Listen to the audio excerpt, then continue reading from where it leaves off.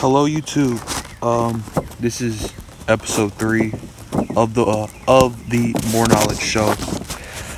It is June 19th, 2019. We are outside. We're in a garage somewhere in Alabama. Once again, if you hear a lot of birds or insects, that is because we are outside. So it's real. It's real. This is not special effects. This is not. This is not. I'm not even. I don't even edit this all that much. This is 100% real, and we are going to deliver you the real information that you are not getting in other places.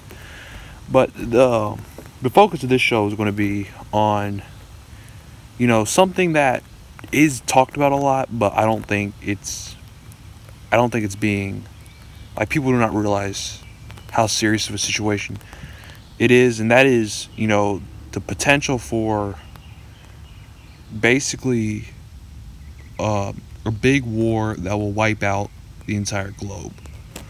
And a lot of people probably think that it's not very likely. We lived in a globalized world. Countries rely on each other. We're constantly trading. We're constantly, over time we made a lot of progress from where it used to be to now, to like where people are able to move in between countries. It's a lot of multiculturalism going on. A lot of different cultures are in the same areas, and a lot of different cultures interact with each other. But what we're seeing is, over the past few years, all over the globe, that these these bonds that have been created are starting to break apart. And I think it's pretty serious. Like, it's being talked about how the relationships are collapsing, but I don't think people realize that, when these relationships collapse, what is stopping us from going into a war? And I guess, people say because we have these weapons of mass destruction, no one is actually like, no one will actually start a war. But you may be right. You may be right.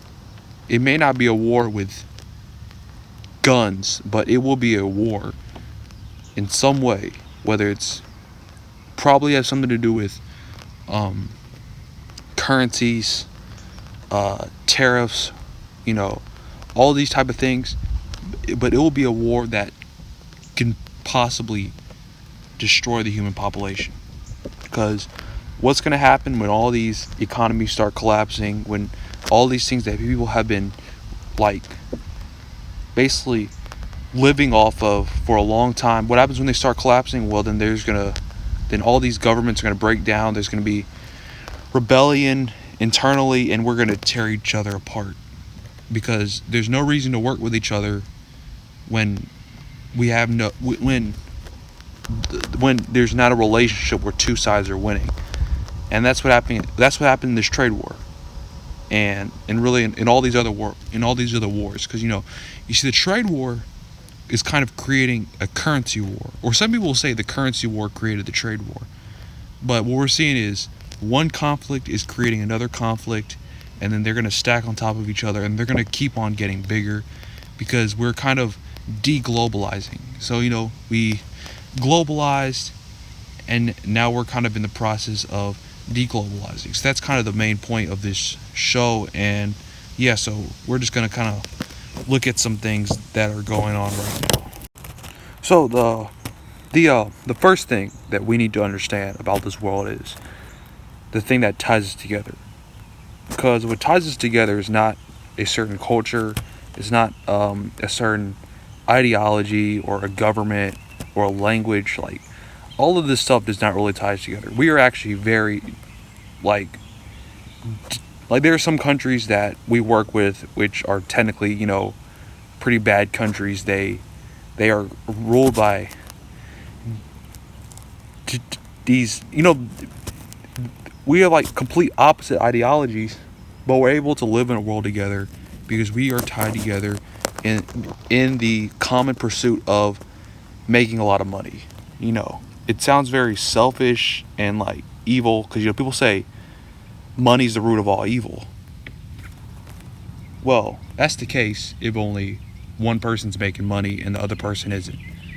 When everyone's making money, well, when all the countries are winning, then we can work together and we can have peace. And that's what's happened. That's what happened. So we had this idea: if we trade together, if we do all these things, if we invest with each other, if we lend each other money, then everyone can win. People's lives can improve. And that's happened. That's happened overall. A lot of countries have been pulled out of poverty. Countries like China have been pulled out of poverty because of free trade with countries like the United States. But then what we've also seen is in countries like the United States, because of this free trade, we've kind of sacrificed some of our country to help like create these other countries. So some jobs were lost in America, and that kind of hurt. That created a lot of inequality, because there's certain people in America who win from having cheap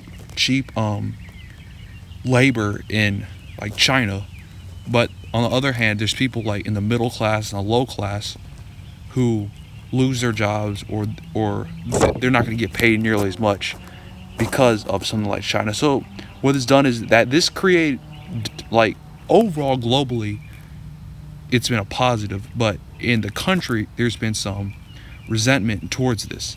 So like I wrote an article about this. The politicians, if they see this, if they see that there's a group of people who feel that this is bad for them, they're not going to care about the long-term effects of what they're going to do. If they see this as an opportunity to get some voters, they're going to come in and they're going to be like, look, we're going to end this free trade stuff. We're going to end this globalization, and we are going to bring these jobs back to America. So that's what happened. So that's how uh,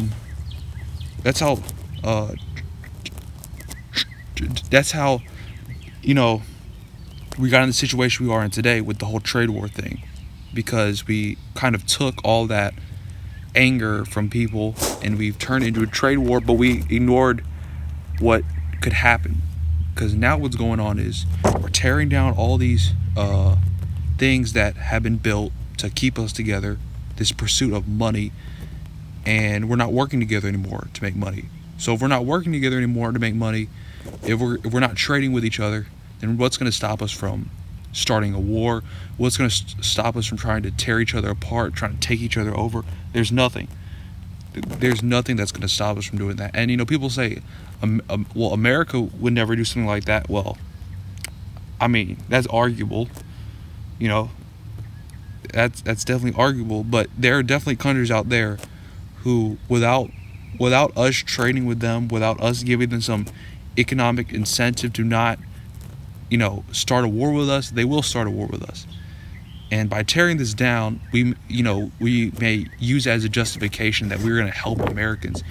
But in reality, globally, we are going to create a global conflict, and that is what's happening. And you could see it in a lot of different places. But we need to remember that it's really the pursuit of money that creates peace.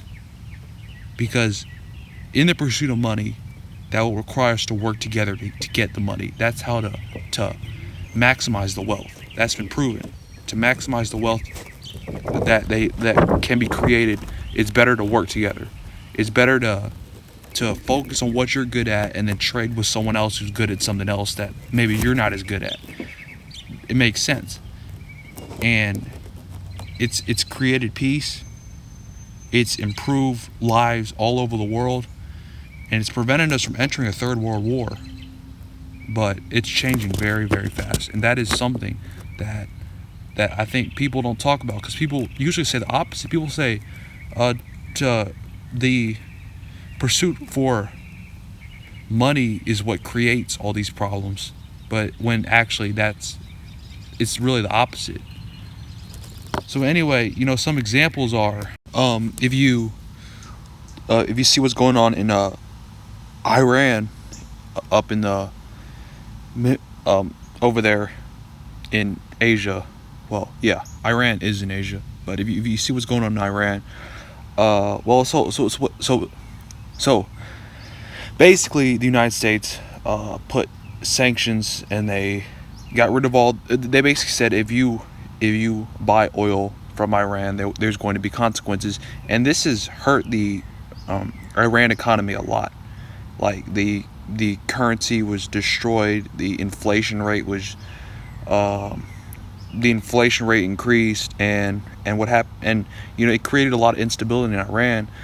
But then the response by Iran was Iran's basically saying, if you keep on doing this, we're gonna prevent basically all oil from entering, and basically they're gonna cut off the flow of oil throughout that entire region. And then of course that's something that the United States would not want. That would hurt the supply of oil, and that would the price of oil, it will increase by a lot. And then of course the price of oil increases, the price of basically everything increases. So you see how in a way the two sides could both end up end up not winning in the end.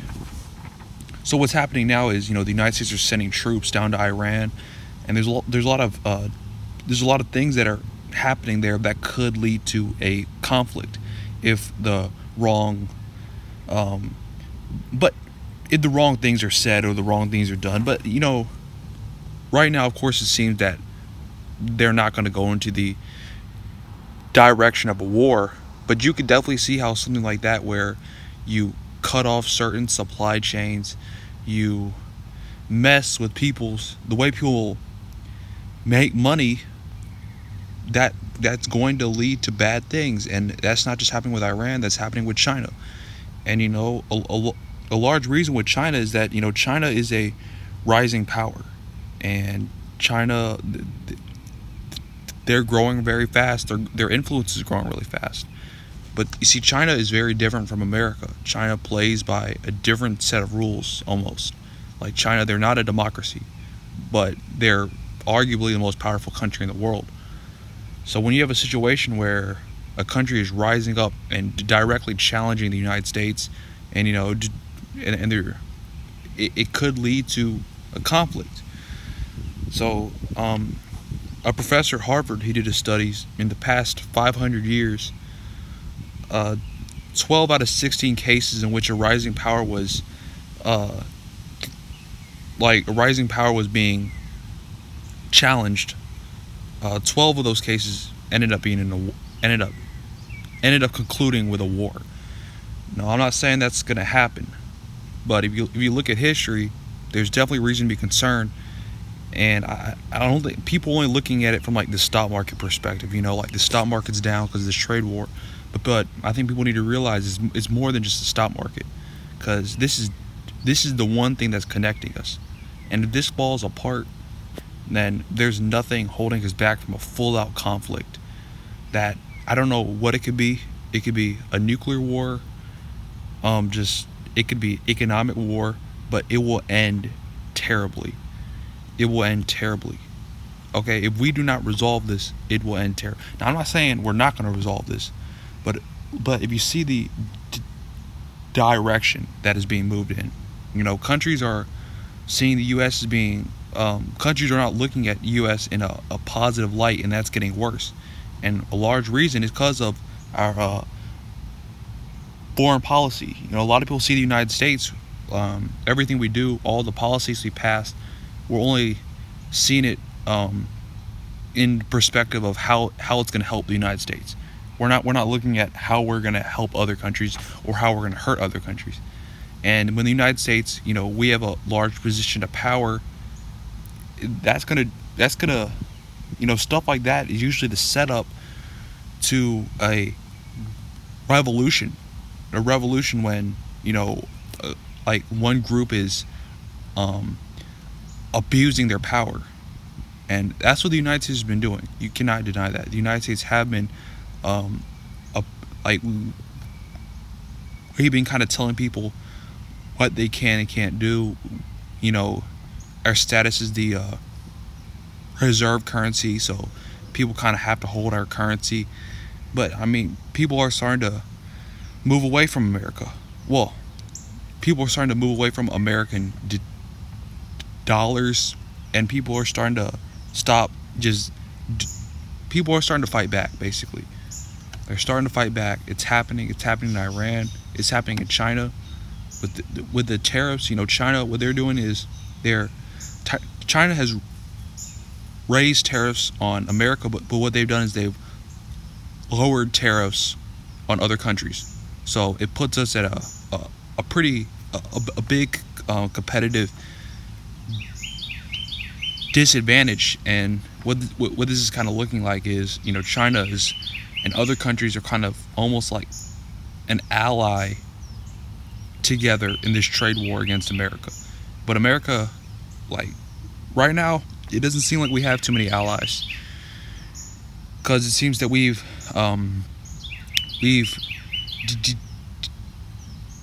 destroyed a lot of them, and a lot of this has happened because, you know, of course,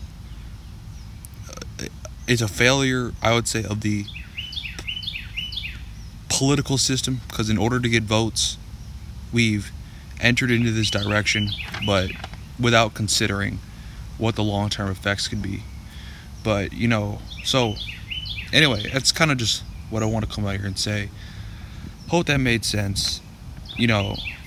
But I think it is something pretty serious. I mean, think about World War II. Leading up to World War II, it was pretty similar. There was like tariffs, there was protectionism, there was currency devaluations, all the type of stuff that you see right now, and then it ended up being a big world war. So I'm just saying, this setup, if we continue on this path where countries are breaking down ties, if we see the resentment of the United States continue to grow, we see more tariffs, more currency manipulations to try to get an advantage, this is not just going to affect the stock market. This is going to lead to some major conflict. I don't know what the conflict will be, but it's going to be a major conflict, and it's going to nearly take down this planet.